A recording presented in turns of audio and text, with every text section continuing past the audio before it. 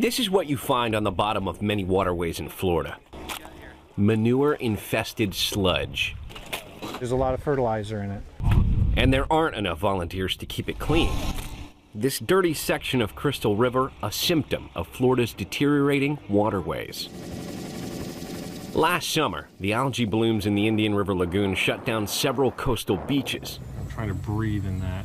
Manatees needed help finding holes in the ooze so they could breathe. It's gotten much worse in the time I've been here. Dr. Bob Knight is an environmental scientist. He says the intense development is partly to blame for the river's declining health. So all of these land use changes result in more water use and usually more pollution. Toxic materials from new urban sprawl, construction sites, and agricultural areas eventually filter into the waterways. An Associated Press analysis of the lagoon's water quality looks at state samples and reports from the year 2000 to last year.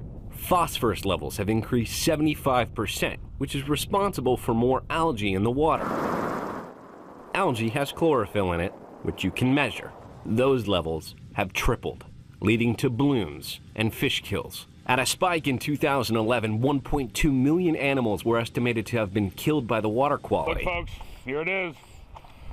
100% horror. That's Captain Rufus Wakeman, who has spent nearly his whole life on this waterway. He says the deteriorating river is killing tourism and fishing. People are hearing about it all over the U.S., and they're spending their money other places. They're not coming here. As you can see, they pile up. Over the past 2 decades, the value of clams, oysters, and shellfish in the region has plunged from $20 to $4 million.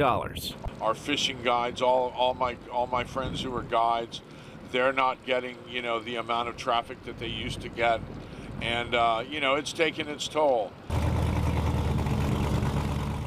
Senator Bill Nelson is working on a partial solution. When Lake Okeechobee water levels get too high, dirty water is released into the lagoon, leading to many of the current issues.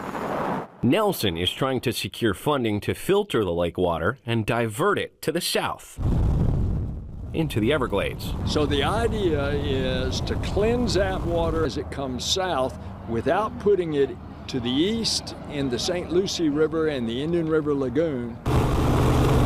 It will cost billions of dollars and take decades to implement. But those who make their living on the water are unsure how much longer they can wait for change. Josh Replogle, The Associated Press.